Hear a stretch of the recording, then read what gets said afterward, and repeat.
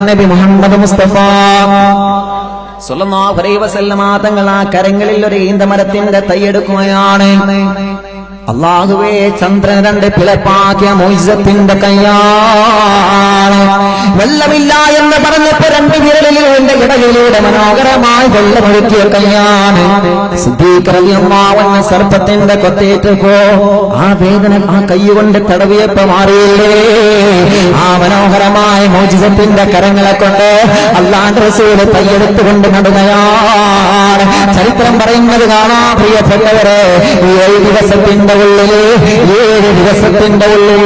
എന്നൊരു ഉസ്താദ് നമ്മുടെ വേദിയിലേക്ക് കടന്നു വരുന്നു. വസ്സലാത്തു വസ്സലാമു അലൈക യാ റസൂലല്ലാഹ്, വസ്സലാത്തു വസ്സലാമു അലൈക യാ ഹബീബല്ലാഹ്.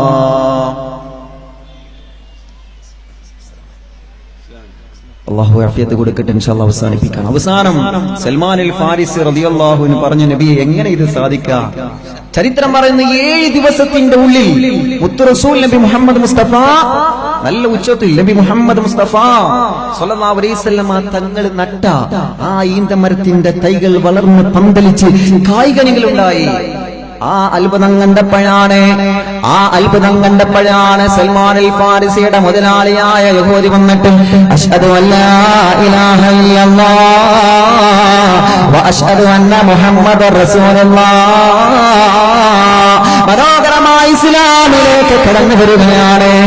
എന്റെ പ്രിയപ്പെട്ടവരെ, ഞാൻ അവസാനിപ്പിക്കുന്ന അവസാനം ആ യഹൂദി പറഞ്ഞതെന്തെന്നറിയോ?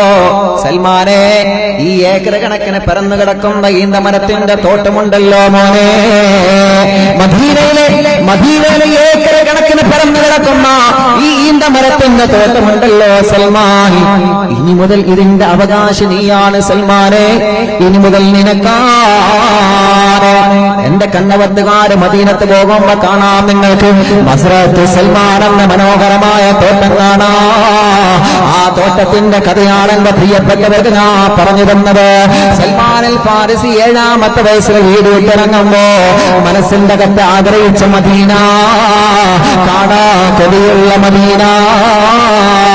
അല്ലാഹുവേ, ഇവിടെ മഹാന്മാരെ സ്മരിക്കുന്ന സദസ്സാ, മഞ്ഞുതുള്ളികളെ പോലെ മലക്കുകൾ ഇറങ്ങി വരുന്ന മനോഹരമായ ഒരു സദസ്സാണ്. എത്രയോ സാദാത്തുകളും ആലിമീങ്ങളും മൗലിയാക്കന്മാരുമുള്ള സദസ്സാണ്. തഹജ്ജുദ് പതിവാകുന്ന ഉപ്പമാരും ഉമ്മമാരും ചെറുപ്പക്കാരും ആമീൻ പറയുന്ന സദസ്സാണ്. ആ സഹാബത്ത് കൊതിച്ചു പോയ മനോഹരമായ മദീന.